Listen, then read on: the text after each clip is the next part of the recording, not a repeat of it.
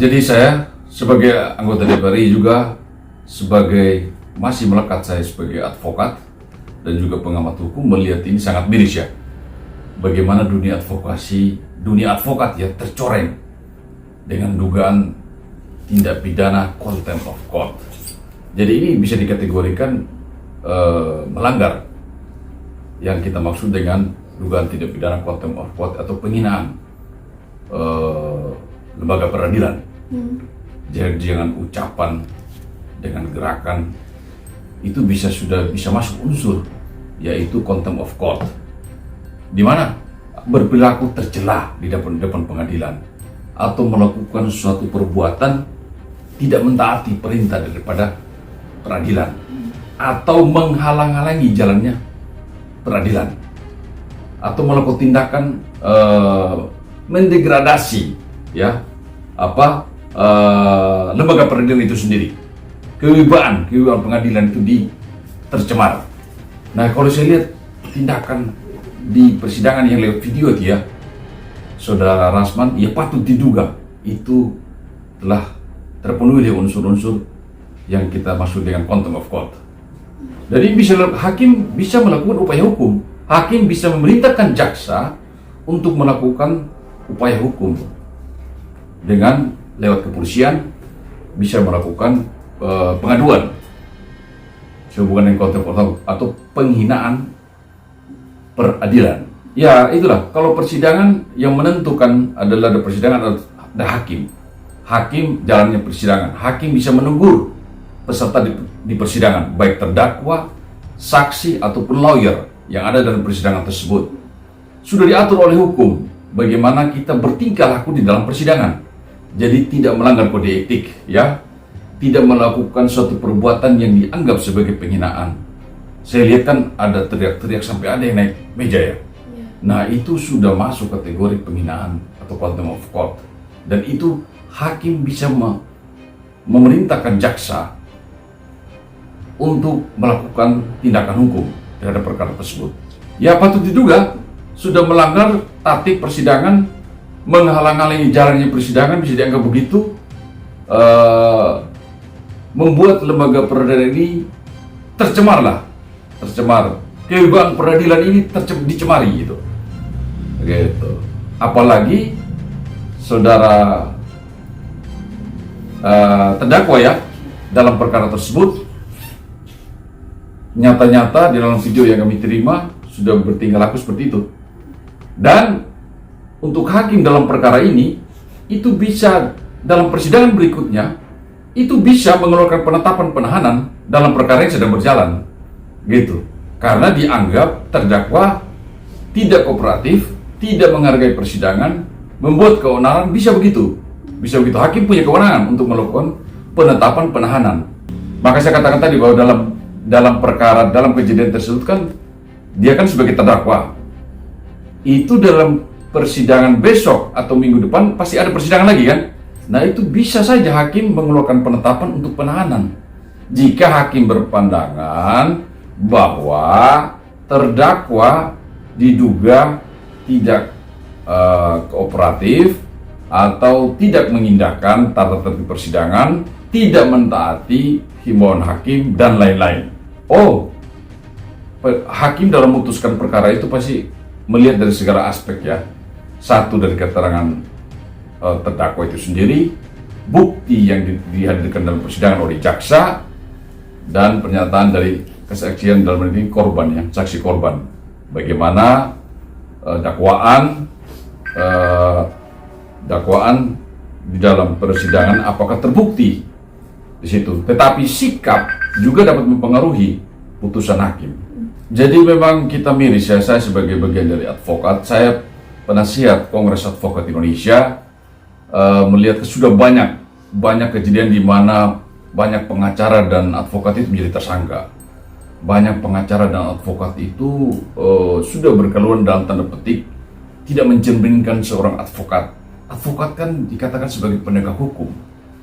Ya, kita maksud dari penegak hukum adalah dalam kita bertindak, berucap dalam menjalankan profesi kita harus tidak bertentangan dengan hukum, tidak bertentangan dengan moral, etik yang ada di masyarakat. Ini menjadi problem kami selaku organisasi advokat dalam membina anggota. Sudah banyak advokat, pengacara yang bertindak di luar kode etik. Banyak juga advokat yang sudah menjadi tersangka, bahkan terpidana. Ini menjadi suatu PR bagi organisasi advokat, dan saya sendiri sudah mendorong dengan begitu banyaknya organisasi advokat, dengan begitu banyaknya anggota advokat, sulit kita organisasi advokat itu menerapkan suatu regulasi dalam hal membina anggota advokat itu sendiri. Dan kalau terjadi ada advokat yang melanggar kode etik, bahkan melakukan tindak pidana, sulit kita menegakkan kode etik organisasi advokat.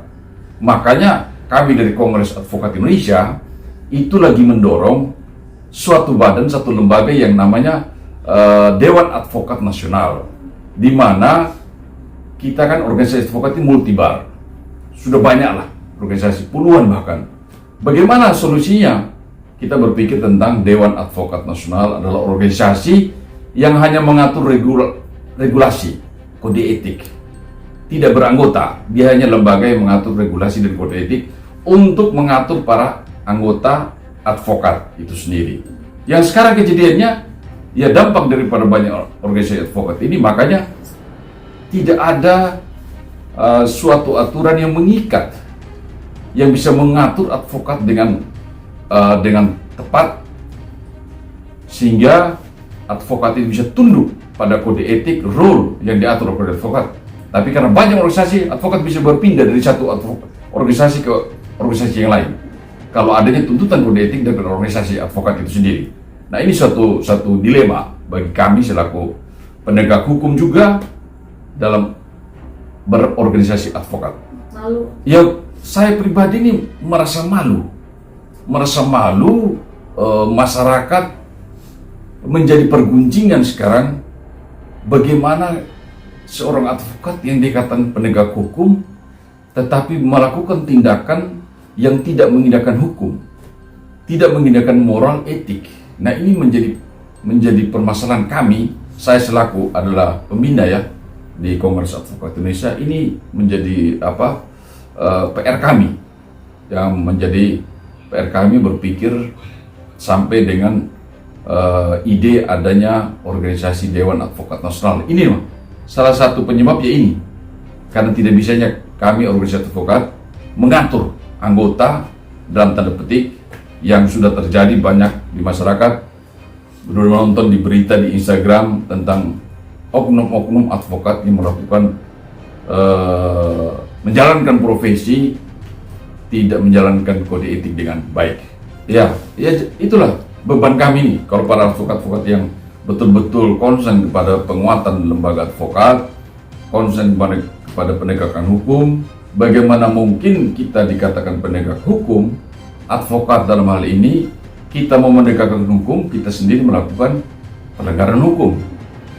Kita sendiri tidak menjalankan, menghormati kode etik. Ini kan terbalik-balik ini. Kita mau mengurus masyarakat yang memohonkan bantuan untuk penegakan hukum dan keadilan dan hak asasi manusia. Kalau advokat itu sendiri tidak melakukan penegakan hukum, tidak bisa mengatur dirinya sendiri, bagaimana hasil dari harapan masyarakat yang mencari keadilan lewat jasa seorang lawyer? Ya sangat bisa.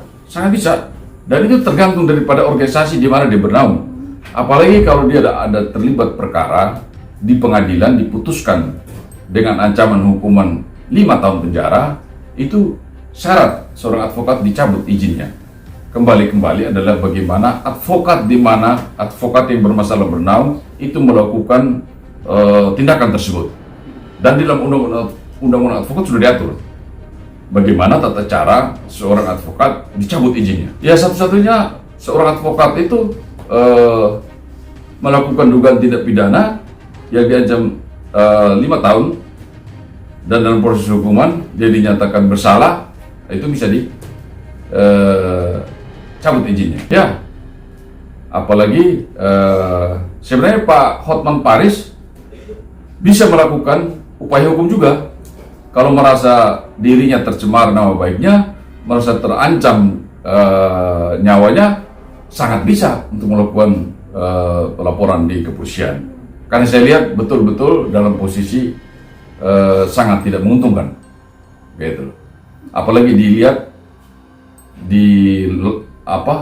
keluar di televisi, Instagram, dipantau oleh kalian ramai, itu sudah bisa masuk unsur di mana tercederai hak hukum Pak Hotman Paris. Ya kalau undang-undang tentang contempt of court, yang mengatur contempt of court ya, itu 207 KUHP, 280, 217, 224 dan 281 KUHP pidana yang mengatur tentang contempt of court atau dugaan tindak pidana penghinaan atau menghalang-halangi jalannya persidangan. Nah, ini pasal-pasal yang saya katakan tadi itu adalah pasal-pasal yang mengatur bagaimana kode etik persidangan atau tata cara persidangan seseorang bersikap di depan persidangan, baik itu terdakwa, saksi atau siapapun, termasuk pengunjung persidangan. Itu bisa dikenakan pasal-pasal ini, yang mana di sini diatur tentang tindakan seseorang bisa menghalangi persidangan, itu kategori contempt of court, tidak mengindahkan perintah hakim bisa masuk dugaan tindak pidana contempt of court, dan merendahkan atau mendiskreditkan suatu lembaga peradilan termasuk kategori ini. Ancamannya Pak? Ancamannya 1 tahun lebih ya, 1 tahun ancamannya. 1 tahun? Ya, gitu. Nah ini kerugian yang paling mendasar adalah kalau dilihat oleh kalayak ramai, jadi kewibawaan peradilan itu jatuh, gitu loh. Kewibawaan seorang hakim dalam sidang itu jatuh. Ini akan berakibat pada bagaimana masyarakat melakukan upaya hukum, mencari keadilan. Kalau wajah lembaga peradilan saja dipertontonkan dalam peristiwa ini, begitu hina lah. Boleh kita anggap begitu ya. Kalau masyarakat melihat dengan kehebohan sampai ada yang naik meja katanya. Nah itu berarti kan sudah sama seperti pasal, ya kan? Jadi sudah tidak punya aturan, tidak punya kode etik lagi. Ini proses persidangan. Ya, proses persidangan yang diatur oleh undang-undang. Ada kode etiknya, ada aturannya. Hakim lah yang mengatur dalam proses persidangan itu, hakim yang menentukan. Begitu. Jadi kalau dia perintahkan, tidak diikutin, itu termasuk menghina. Harusnya wibawanya ada gitu ya Pak? Ya. Seperti apa mungkin Pak? Saya ini juga advokat. Dalam menjalankan tugas saya selama ini, kita dijaga oleh kode etik dalam bersikap, bertutur kata, bersikap, bertindak. Demikian pun dalam masuk dalam persidangan, maka kita juga harus menghargai proses, prosedur, tata cara persidangan yang diatur oleh majelis hakim dalam persidangan tersebut. Kalau terjadi hal ini betapa menyedihkan. Bagaimana masyarakat menilai seorang advokat dalam menjalankan profesinya seperti itu. Bagaimana harapan masyarakat menggantungkan harapannya kepada seorang advokat atau pengacara kalau kita bersikap seperti itu.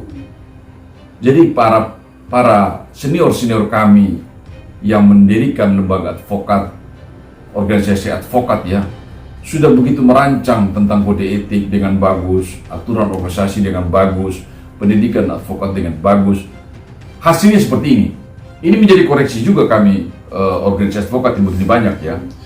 Jadi ini menjadi koreksi juga di dunia advokat dalam hal pendidikan, rekrutmen. Ini rekrutmen advokat ini sudah kacau balau sekarang. Orang jadi advokat itu bisa hanya cuma 3 hari, 5 hari sudah bisa jadi advokat. Dengan biaya cuma 1 juta. Ini dunia advokat ini semakin hancur di Indonesia. Jadi dengan wajah advokat dalam perekrutan pendidikan saja begitu buruk, ya. Apalagi dalam menegakkan kode etik. Begitu. Ini masalah kami sebagai advokat. Jadi advokat baru sekarang, kami dulu itu menjadi advokat bisa mandiri itu harus punya syarat-syarat yang sangat ketat. Sekarang advokat yang lulus sudah bisa berpraktek sendiri. Walaupun ada aturan harus magang pada advokat senior 2 tahun, tapi susah untuk kita mengontrol karena terlalu banyaknya organisasi advokat. Ini saatnya kita para advokat-advokat senior untuk duduk bersama, berbicara tentang bagaimana penyelamatan dunia advokat saat ini, bagaimana kita merumuskan organisasi advokat, bagaimana kita merumuskan suatu lembaga yang hanya mengatur tentang regulator atau regulasi, aturan, dan kode etik. Nah, ini kita perlukan. Ini sudah darurat advokat nasional. Saya boleh katakan begitu, ini sudah kewibawaan advokat juga sudah hancur lah. Begitu. Bang, ini masukan juga berarti ya ke anggota DPR yang abang duduki mengenai hukum. Ya, saya sudah menyuarakan tentang dunia advokat yang carut marutnya dunia advokat saat ini, gitu kan? Bagaimana pendidikannya cuma 1-2 hari sudah bisa jadi advokat? Bagaimana kualitas seorang advokat kalau hanya pendidikan begitu? Bagaimana tentang kode etik? Bagaimana bisa ditetapkan kode etik? Rekrutmen aja tidak jelas, pendidikan aja tidak jelas. 1,5 juta, 2 juta, bahkan ada yang gratis bisa jadi advokat. Ini kan bagaimana? Sedangkan kalau kita kan advokat dikatakan sebagai penegak hukum, coba kita berkaca pada penegak hukum lain. Kepolisian itu kuliah sampai bertahun-tahun, ya, di Akpol mau pendidikan secabar dan lain-lain, bertahun-tahun kuliahnya. Penegak hukum lain ada studi, ada sertifikasi, ada pendidikan tambahan dan lain sebagainya, gitu kan? Nah, kita advokat, kalau kita para advokat-advokat senior tidak berpikir untuk bersama, bersatu, memikirkan advokat, siapa lagi? Nah, makanya ini, dengan momen ini saya mengajak seluruh advokat senior untuk kita duduk bersama, memikirkan dunia advokat ke depan. Ini dunia advokat ini sudah hancur lah. Jadi saya katakan tadi, advokat ini kan profesi mulia, ya. Profesi mulia yang sampai negara, pemerintah ini mengatur dengan undang-undang advokat. Bagaimana mungkin kita advokat dinyatakan penegak hukum, di masyarakat menggantungkan pada kita untuk melakukan penegakan hukum, penegakan keadilan, mencari keadilan, kalau kita bertingkah laku seperti ini, ya, mencederai profesi kita sendiri, gitu. Di mana lagi masyarakat bisa berharap? Saya tidak kenal, tetapi dalam konteks pengertian contempt of court adalah siapapun di dalam persidangan, baik ini terdakwa, saksi, ya, hakim itu sendiri juga, terus para peserta dalam persidangan yang datang menonton, yang akses pada ruang persidangan itu, terus buat satu kegaduhan, buat satu tingkah, ya kan, yang bisa menghambat proses persidangan, yang bisa mendegradasi kredibilitas proses persidangan, ya, itulah yang dimaksud dengan dugaan tindak pidana penghinaan. Bang, kalau lihat persidangan. Hotman-nya sendiri gimana bang? Ini kan begitu tenang ya menghadapinya dan nggak ngelawan nih bang. Ya, kalau Bang Hotman ini kan pengacara senior, dia pasti tahu lah kode etik bagaimana memasuki persidangan. Dia bersikap begitu sudah tepat, gitu loh, sudah tepat. Kalau dia merasa saya bisa melihat itu, kalau saya duduk sebagai Bang Hotman di situ, saya sudah merasa dicemari nama baik saya, ya kan? Bisa dengan orang banyak begitu, saya bisa merasa diri terancam, dan Pak Hotman Paris bisa melakukan upaya hukum itu, gitu. Ini bagus, saya mengajak Pak Hotman Paris upaya hukum lagi, supaya ini menjadi contoh bagi advokat-advokat lain, supaya kita saling menghargai, dalam artian lembaga peradilan ini kita harus hargai proses itu. Ini supaya ada efek jera. Ya pasti kalau Bang Hotman lapor polisi bisa nih, karena secara langsung saya lihat, ya Pak Hotman pasti saya rasa dia tercederai harga dirinya, pasti itu. Selesai gitu. Nah ya, siapapun yang di situ, yang kan itu ada videonya jelas, siapa yang teriak, siapa yang naik di meja, ya kan, yang teriak-teriak itu kan bisa dikategorikan, yaitu mencemarkan nama baik, bisa ada pengancaman segala macam, bisa. Kalau bagaimana, kira-kira tinggal Pak Hotman ini rasanya seperti apa dalam situasi tersebut. Tapi abang dukung Bang Hotman untuk mengambil langkah hukum ya bang? Oh iya, saya dukung Pak Hotman, itu senior kami, ya, itu orang yang mengerti hukum, begitu. Kalau beliau melakukan upaya hukum, saya dukung, karena ada manfaatnya, bukan manfaat bagi Pak Hotman pribadi, tapi penyelamatan kepada dunia advokat, ya, supaya junior kita yang advokat baru ini punya satu acuan punya suatu acuan pola tingkah laku, etik yang bisa menjadi tolak ukur mereka untuk bekerja menjalankan profesi advokat. Begitu. Kalau kita biarkan ini, semua pengacara bisa bertindak seperti itu. Nah, ini tambah rusak dunia advokat kita di Indonesia.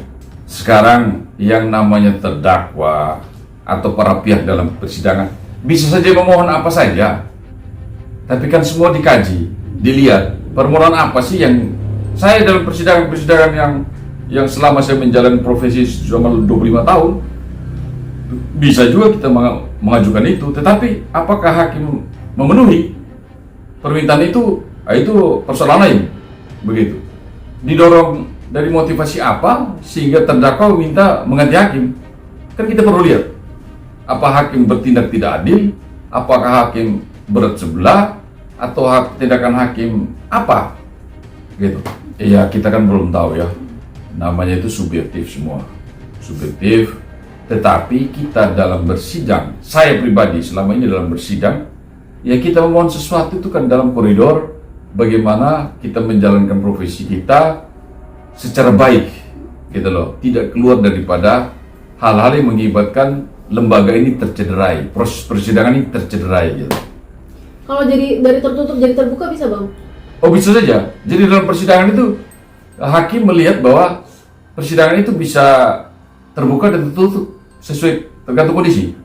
Apalagi kalau dugaan tindak pidana asusila atau anak di bawah umur, itu bisa tertutup karena menjaga psikis, ya kan, begitu. Tapi kalau dari kasus ini? Dari kasus ini saya lihat ini kan pencemaran nama baik ya, pencemaran nama baik. Tidak ada yang perlu ditakutkan begitu. Apa yang dikhawatirkan? Yang minta terbuka siapa? Minta tertutup siapa? Rasman. Yang minta apa? Dan dia kan tertutup, mau ini terbuka. Nah, semua itu masalah tertutup dan terbuka itu kan hakim yang akan menentukan, gitu. Hakim yang akan memutuskan, begitu loh. Para peserta sidang, baik terdakwa atau saksi korban, bisa saja berkata lain, meminta apapun, tapi yang punya kewenangan sidang hakim. Ya, saya hanya menghimbau kepada semua teman-teman advokat, marilah kita menjaga kewibawaan profesi yang mulia ini. Kalau bukan kita yang menjaga, siapa lagi? Gitu kan? Kita dikategorikan sebagai penegak hukum, ya. Tercerminlah dari profesi ini agar masyarakat menilai nilainya apa dari kita pribadi dalam menjalankan profesi ini, dengan ada penghormatan kepada hukum, penghormatan kepada hak asasi manusia, penghormatan pada lembaga lain dalam melakukan upaya hukum, karena bersangkutan semuanya, begitu. Mari kita menjalankan profesi ini secara baik, taat hukum, taat kode etik. Kalau kode etik, semua pengacara sudah tahu bahwa kode etik itu sudah ada undang-undang advokat. Mari kita baca sama-sama, kita jalankan sama-sama